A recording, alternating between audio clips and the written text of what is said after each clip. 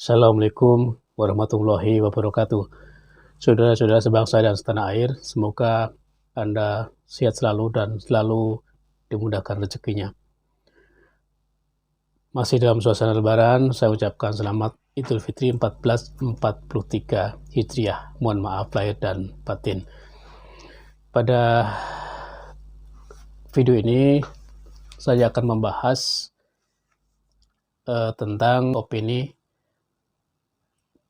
dari saya mengenai langkah politik dari Ketua Umum PKB Bapak Muhaimin Iskandar atau biasa disebut dipanggil Caimin atau Gus Im. Seperti kita ketahui bersama bahwa beberapa minggu yang lalu masih terngiang di telinga kita berkaitan dengan usulan penundaan pemilu. Nah, usulan ini yang membuat publik heboh, publik menolak dan terjadi demo besar-besaran yang intinya menolak penundaan pemilu, kemudian menolak 3 periode dan menolak harga minyak goreng. Jadi itu salah satunya adalah pemicunya, yaitu usulan penundaan pemilu. Jadi kalau kita tengok ke belakang bahwa yang mengusulkan penundaan pemilu itu salah satunya adalah Ketua Umum DPP PKB, yaitu Muhaimin Iskandar. Nah, kenapa perlu ditunda pemilu? Nah, kita ketahui bersama bahwa Caimin ini kan adalah seorang politisi ya, seorang politisi yang licin, yang cerdik.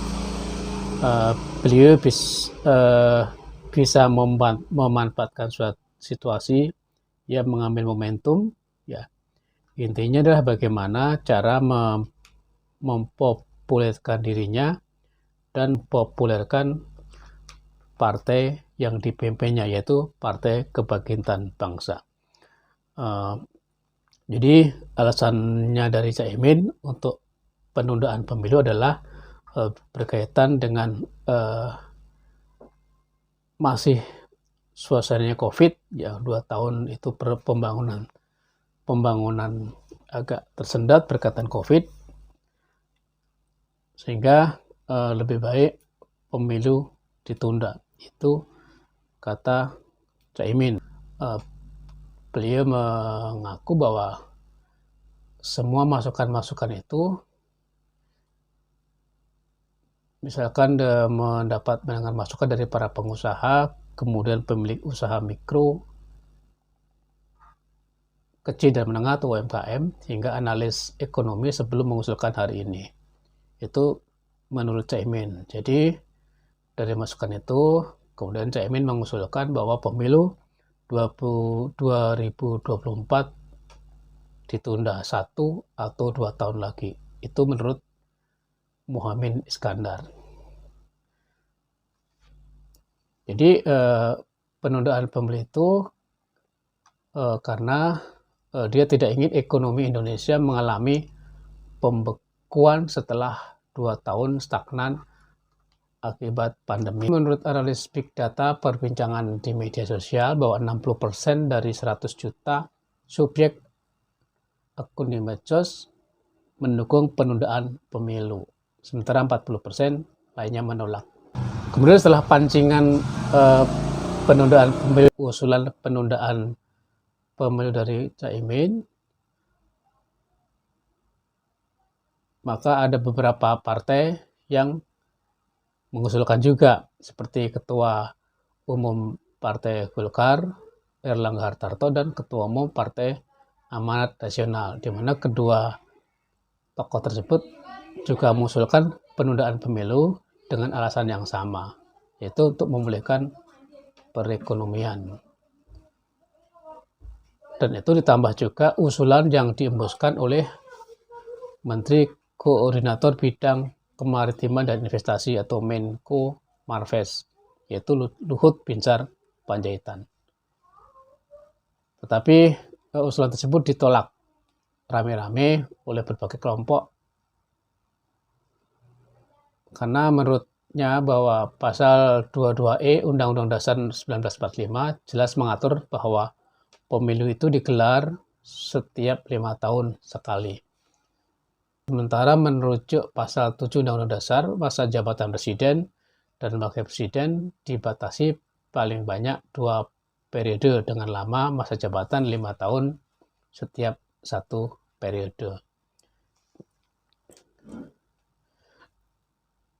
Nah, melihat manuver dari Caimin ini, tetapi 6 partai politik yang mempunyai kursi di DPR seperti PDIP, Gerindra, Nasdem, Demokrat, dan Partai Keadilan Sosial dan Partai Persatuan Pembangunan menyatakan menolak penundaan pemilu.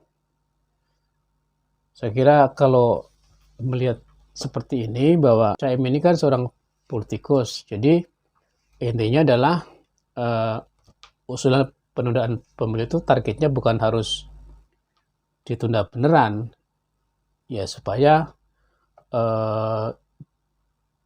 Caimin itu masuk berita, setidaknya menjadi viral, kemudian orang membicarakan tentang Caimin atau Muhammad Iskandar dan tingkat kepopulerannya itu meningkat.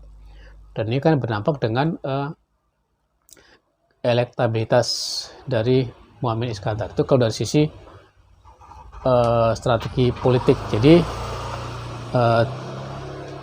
kalau memang elektabilitasnya meningkat, nanti akan menaikkan daya tawar dia sebagai calon presiden ataupun calon wakil presiden.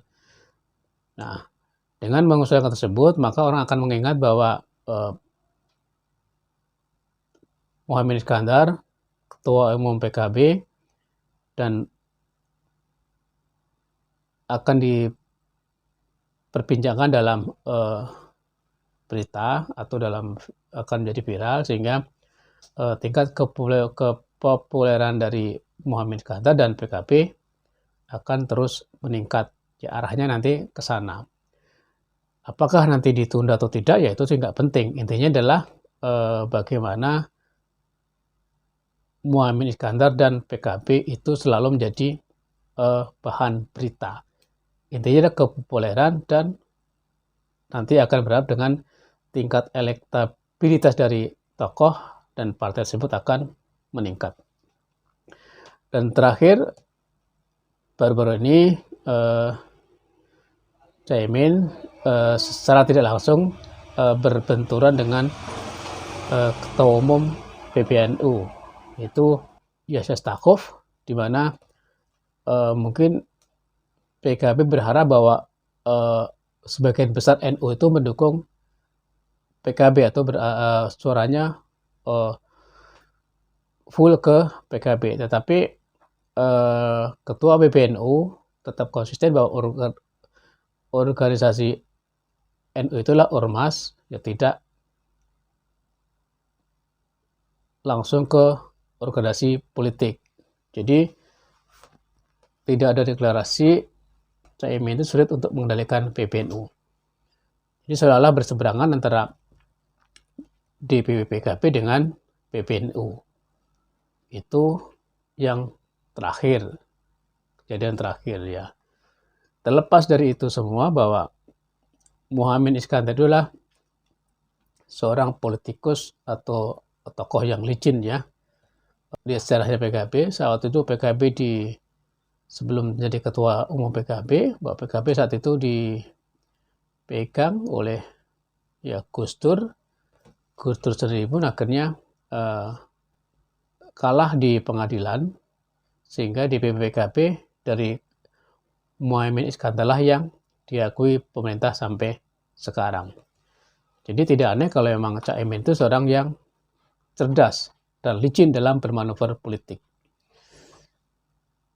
Nah, untuk ke tahun 2024 itu belum jelas ya, nanti arahnya kemana. Apakah nanti PKB akan bergabung kembali dengan PDI Perjuangan, ataupun PKB mungkin bikin poros sendiri, itu belum jelas. PKB itu akan menentukan sikapnya saat-saat terakhir ya. Biasanya seperti itu. Seperti tahun 2014, 2019 itu juga saat-saat terakhir PKB menentukan sikap bergabung dengan koalisi ya pendukung Jokowi Ma'ruf Amin. Nah, itulah tidak aneh kalau Caimin itu punya suatu langkah, punya suatu sikap politik ya intinya adalah meningkatkan kepopuleran dirinya dan meningkatkan elektabilitas dirinya dan Partai Kebangkitan Bangsa. Ya mudah-mudahan rakyat cerdas ya dengan manuver seperti ini tidak